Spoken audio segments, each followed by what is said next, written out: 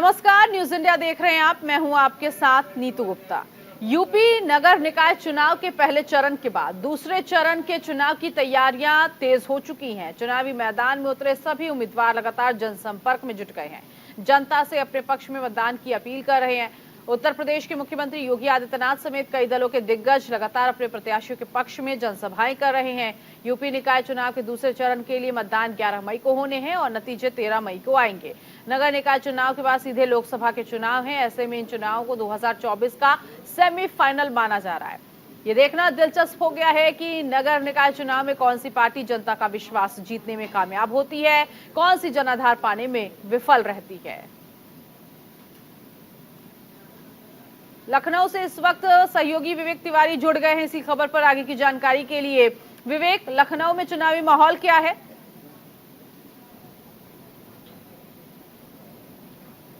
देखिए, 7 नगर निगम है जिस पे दूसरे चरण का चुनाव होना है। वो उसमें अलीगढ़ है, उसमें मेरठ है, उसमें मिर्जापुर है, उसमें अयोध्या है।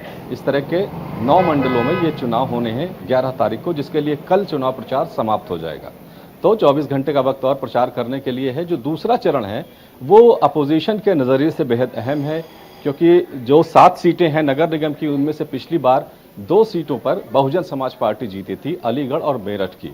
और अखिलेश यादव ने आज इन्हीं दोनों सीटों पर रोड शो किया है। उनको लगता है कि बसपा का जो वोट है वो उनके पास चला जाएगा और यहाँ पर बीजेपी कमजोर है। पिछली बार भी बीजेपी यहाँ पर नहीं जीत पाई थी, इसलिए वहाँ पर उन्होंने पूरा दमखम लगाया है।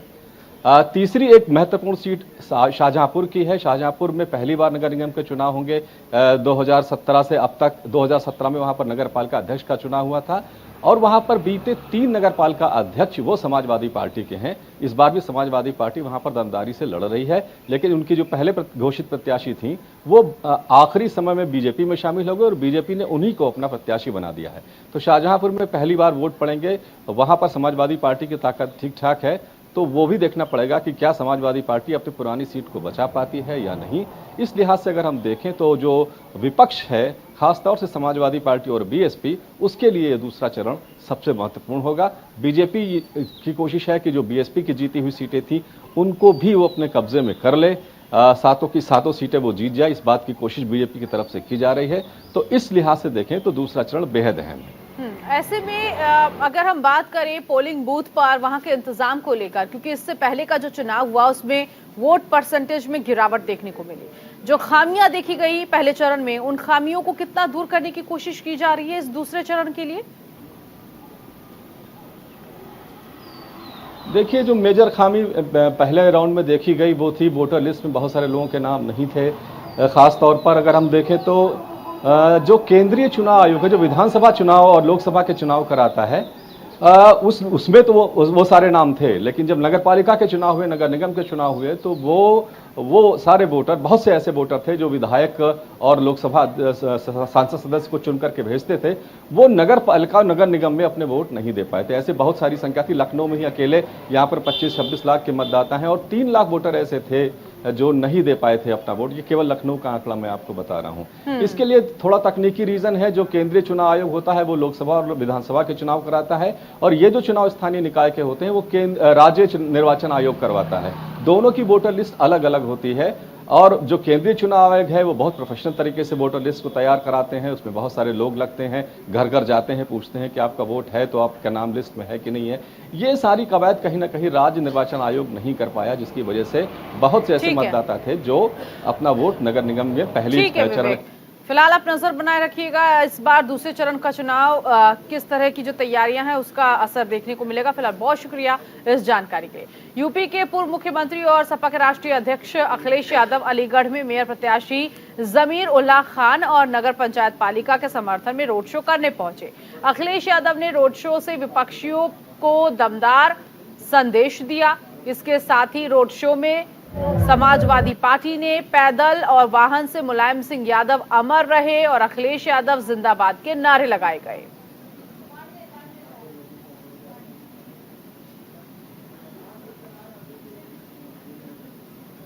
विनीत कुमार इस वक्त अलीगढ़ से सहयोगी जुड़ गए हैं इसी खबर पर आगे की जानकारी के लिए। तो विनीत, जिस तरह से हम देख रहे हैं अलीगढ़ में धुआंधार प्रचार किया गया है, क्या है चुनावी फिजा? कि उत्तर प्रदेश अलीगढ़ में आज उत्तर प्रदेश के जो पूर्व मुख्यमंत्री हैं अखिलेश यादव, समाजवादी पार्टी के हाजी जमरुल्लाह जो मेयर प्रत्याशी हैं, उनके समर्थन में आज उन्होंने रोड शो किया।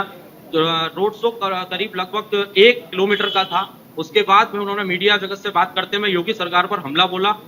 उन्होंने कहा कि सड़कों पर आवारा गोवंश और सांड घूमते हैं। उन्होंने गंदगी का अंबार को लेकर कई खामियां योगी सरकार के ऊपर थोपी। ठीक है, बहुत शुक्रिया इस जानकारी के लिए। उधर उत्तर प्रदेश नगर निकाय चुनाव में बगावत करने वाले नेताओं पर बीजेपी का एक्शन शुरू हो गया है। बीजेपी ने 7 नगर निकायों में अधिकृत पार्टी प्रत्याशियों के विरुद्ध चुनाव लड़ रहे 3 प्रत्याशियों को बागी बताते हुए 6 साल के लिए निलंबित कर दिया है। जिला संयोजक कन्हैया पासवान ने लेटर जारी कर शहर और बाकी निकायों के बागी प्रत्याशियों पर कार्रवाई की जानकारी दी है।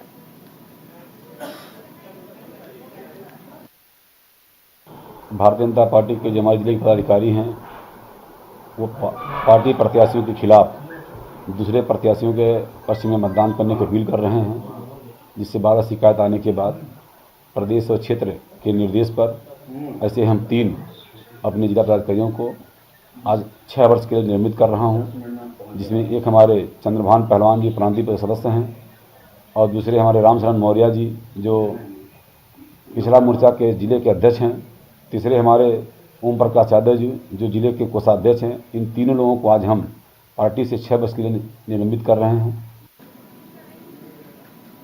सिद्धार्थनगर से सहयोगी सद्दाम खान इस वक्त हमारे साथ जुड़ गए हैं। सद्दाम, जिस तरह से बागी प्रत्याशी जिनका टिकट काटा जा रहा है, बीजेपी में कितना असर इन बागी प्रत्याशियों को बाहर का रास्ता दिखाने के बाद और बाकी पार्टियों पर कैसा असर हो रहा है?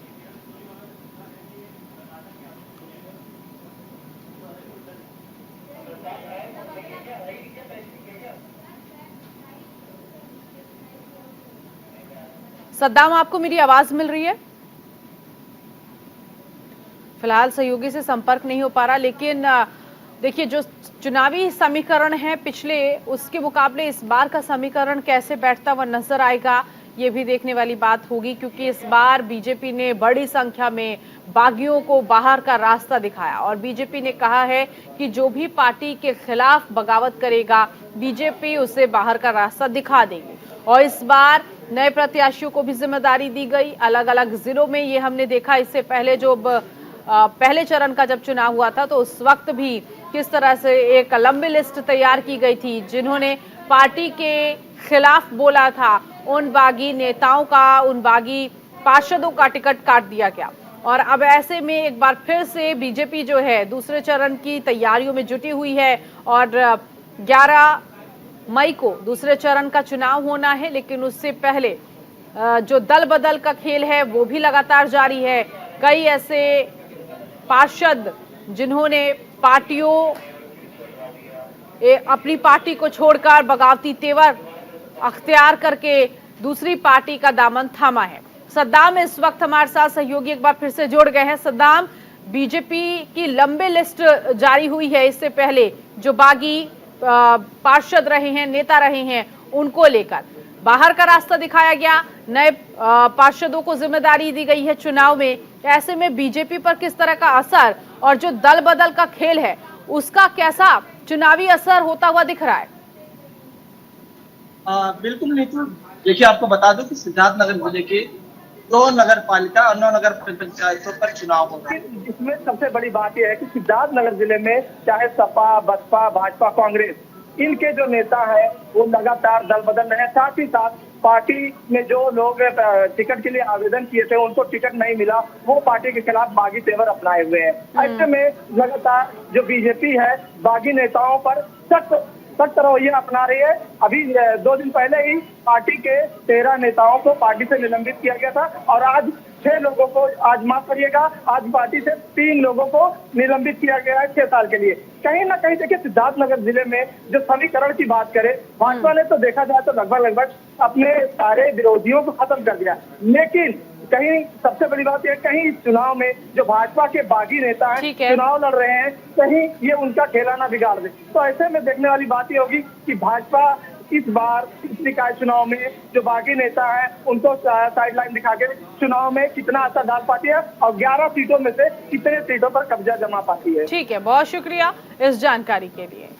वहीं एटा में भी बीजेपी ने बागी प्रत्याशियों और कार्यकर्ताओं के खिलाफ बड़ी कार्रवाई की है। बीजेपी ने 1 दर्जन से ज्यादा बागी कार्यकर्ताओं को पार्टी विरोधी गतिविधियों की वजह से 6 साल के लिए निष्कासित कर दिया। बता दें, बीजेपी अध्यक्ष के आदेश पर जिला अध्यक्ष संदीप जैन ने 13 लोगों को निष्कासित किया है।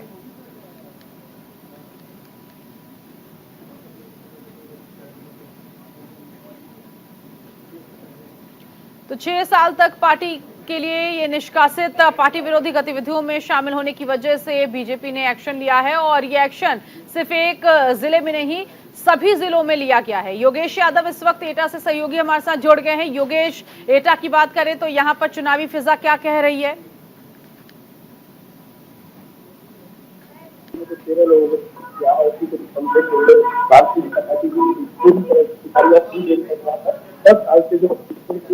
राकेश गांधी नीता गांधी दोनों लोग चेयरमैन थे और कोई बिहार भी दे रहे हैं।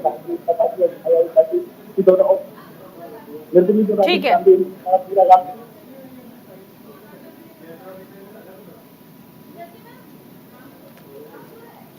ठीक है, बहुत शुक्रिया फिलहाल इस जानकारी के लिए। तो कुल मिलाकर निकाय चुनाव की तैयारियां इस बार जबरदस्त तौर पर देखने को मिली है। उधर समाजवादी पार्टी के नेता आजम खान ने स्वार विधानसभा से सपा प्रत्याशी अनुराधा चौहान के लिए जनसभा में वोट की अपील की। वहीं उन्होंने विपक्ष पर जमकर जुबानी हमला भी बोला है। उन्होंने अब्दुल्ला आजम की हार को नामुमकिन बताया और अब्दुल्ला के नाम को अल्लाह का सबसे पसंदीदा नाम बताया। आजम खान ने दावा किया कि 150 करोड़ के देश में कोई माई का लाल नहीं है जो उनके बेटे अब्दुल्ला आजम को हरा सके।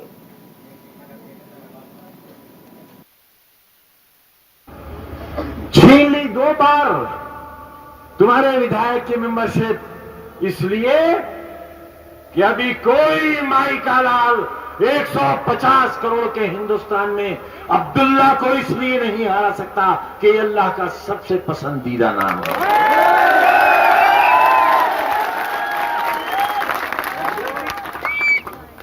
अरे मुल्क के बांटने वालों,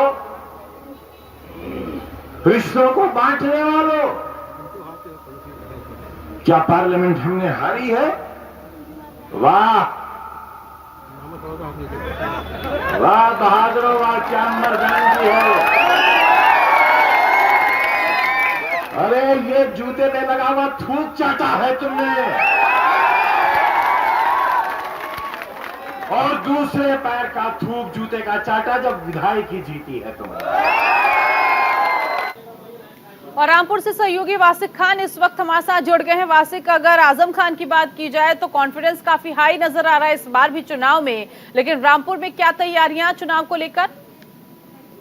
मैं आपको बता दूं, रामपुर के जो स्वार टांडा तहसील है वहां पर उपचुनाव हो रहा है और वहां की तैयारियों का भी मैं आपको बता दूं। आजम खान ने अपने जो उम्मीदवार हैं अनुराधा चौहान, उनके पक्ष में एक जनसभा रात की थी जहां आजम का विपक्ष पे जमकर बरसे। उन्होंने अब्दुल्ला आजम का भी नाम लेकर एक बड़ा बयान दिया है और अब्दुल्ला आजम ने कहा है कि 150 करोड़ की आवाम हिंदुस्तान अब्दुल्ला आजम को नहीं हरा सकता, क्योंकि अब्दुल्ला आजम अल्लाह ताला का सबसे पसंदीदा नाम है। उन्होंने अल्लाह ताला का भी जिक्र करते हुए कहा है कि अब्दुल्ला जो है वो अल्लाह ताला के सबसे पसंदीदा नामों में।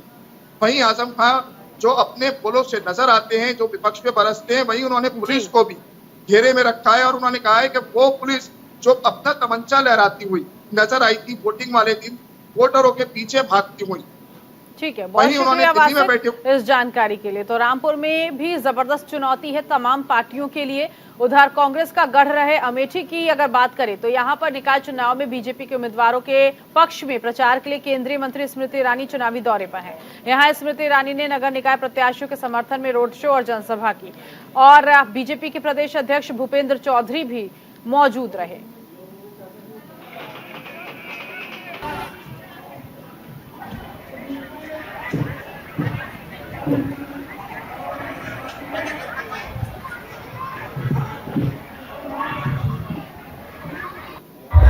निकाय चुनाव को लेकर भारतीय जनता पार्टी पूरे जो जितनी ताकत है उस ताकत से अमेठी में उतर चुकी है। इस समय अमेठी में जो है भारतीय जनता पार्टी के प्रदेश अध्यक्ष भूपेंद्र चौधरी और अमेठी सांसद केंद्रीय मंत्री स्मृति ईरानी के साथ साथ आजमगढ़ के सांसद दिनेश लाल यादव निरहुआ, आप देख सकते हैं कि उनके समय मेगा रोड शो चल रहा है और इस रोड शो में रथ पर जो है केंद्रीय मंत्री स्मृति ईरानी के साथ प्रदेश अध्यक्ष भूपेंद्र चौधरी और दिनेश लाल यादव निरहुआ, ये इनके साथ साथ जो गौरीगंज की प्रत्याशी है रश्मि सिंह वो मौजूद है।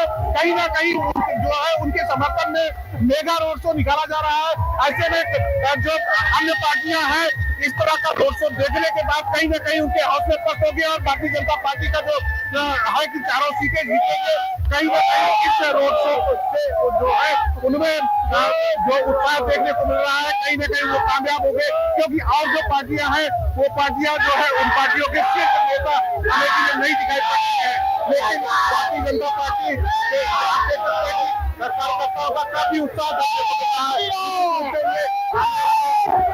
समय में कमल बनाने का काम करेगा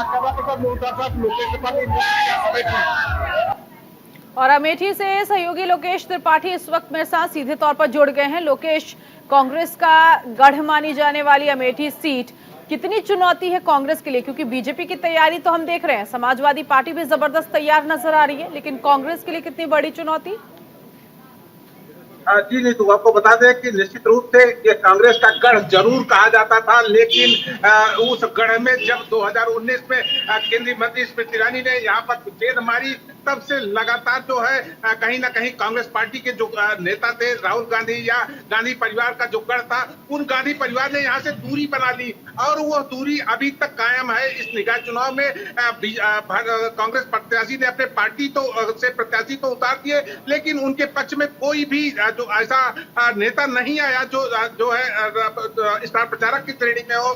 जो राहुल गांधी और प्रियंका गांधी अमेठी को अपना घर कहते थे, वो घर में झांकने तक नहीं आए, देखने तक नहीं आए, उसके लिए कहीं ना कहीं बड़ी चुनौती है। और वहीं पर भारतीय जनता पार्टी जो है पूरे अपने जोशो खरोश के साथ मैदान में उतरी है और आज उनके जो प्रदेश अध्यक्ष भूपेंद्र चौधरी, केंद्रीय मंत्री स्मृति ईरानी, दिनेश लाल यादव निरहुआ सांसद आजमगढ़ के साथ पूरा रोड शो अमेठी के जो 2 नगर पालिका सीट है और 2 नगर पंचायत है, चारों में रोड शो निकाला गया और अमेठी जनपद मुख्यालय गौरीगंज में विशाल जनसभा की गई, अमेठी के रामलीला मैदान में विशाल जनसभा की गई। इस तरह से कहीं ना कहीं पूरी ताकत बीजेपी के द्वारा झोंकी गई है और अब ये देखने वाली बात है कि बिल्कुल अब दूसरे चरण में जिस तरह से ये जनसभाएं हुई हैं, क्या असर होगा अमेठी सीट पर, कौन सी पार्टी जीतती है, ये 13 मई को जब नतीजे आएंगे तो ये साबित हो जाएगा। बहुत शुक्रिया इस जानकारी के लिए।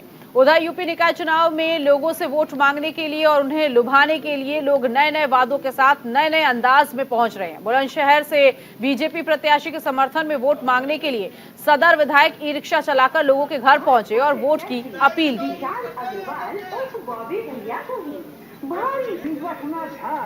कमल के फूल का चुनाव निशान, कमल के फूल की चुनाव। पुनीत शर्मा सहयोगी बुलंदशहर से इस वक्त हमारे साथ जुड़ गए हैं।